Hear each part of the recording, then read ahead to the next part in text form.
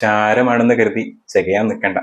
കനല് കെട്ടിട്ടില്ലെങ്കിൽ പൊള്ളും. പൊള്ളിയത് LSG ക്കാണ്.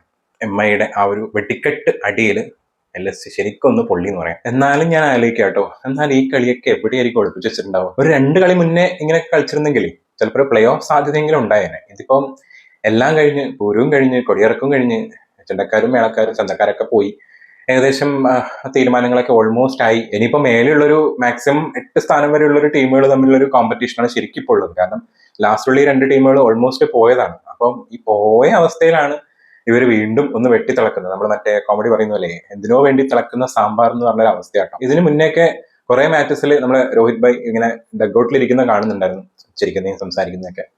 ആളെ ശരിക്കും ഒന്ന് ഇറക്കി വിടായിരുന്നു.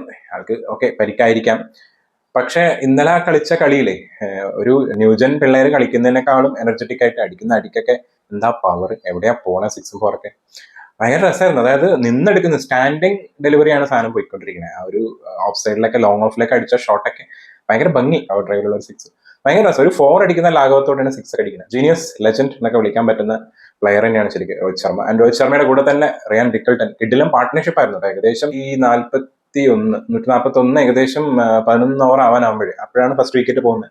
അത്ര വരെ ആ ഒരു ഓപ്പണിംഗ് വിക്കറ്റിനെ ബ്രേക്ക് ചെയ്യാനേ പറ്റിയില്ല എന്നുള്ളതാണ് ഇന്നലെ LSG ശരിക്കും തോക്കാനുള്ള മെയിൻ കാരണം ആ ഒരു ഓപ്പണിംഗ് ഇതിനെ ബ്രേക്ക് ചെയ്തിരുന്നെങ്കിൽ ചിലപ്പം കളി ഒന്ന് മാറിയേനെ. പക്ഷെ അത് ബ്രേക്ക് ചെയ്യാൻ പറ്റിയില്ല. ഒരു ചാൻസ് കിട്ടിയായിരുന്നു, ഒരു ക്യാച്ച്, അത് പ്രോപ്പറായിട്ട് എടുക്കാനും പറ്റിയില്ല. ഇന്നലത്തെ ഗ്രൗണ്ട് ചെയ്തിട്ടുണ്ട്. ശരിക്കും ടേബിളിൻ്റെ അകത്ത് ഏറ്റവും താഴെ കിടക്കുന്ന 2 ടീമുകൾ തമ്മിൽ മത്സരിച്ചിട്ടും ഇന്നത്തെ മാച്ചിന് കാണാൻ നല്ല ഭംഗിയുണ്ടായിരുന്നു. 2 ടീമും വെടിക്കെട്ട് തന്നെയാണ് അടിച്ചുകൊണ്ടിരുന്നത്. ശരിക്കും എനിക്ക് തോന്നുന്നു ഇതൊക്കെ കാണുമ്പോൾ ദൈവത്തിന്റെ പോരാളികൾ ഫസ്റ്റ് തോറ്റു തുടങ്ങിയാൽ മതിയായിരുന്നു എന്ന് തോന്നുന്നു.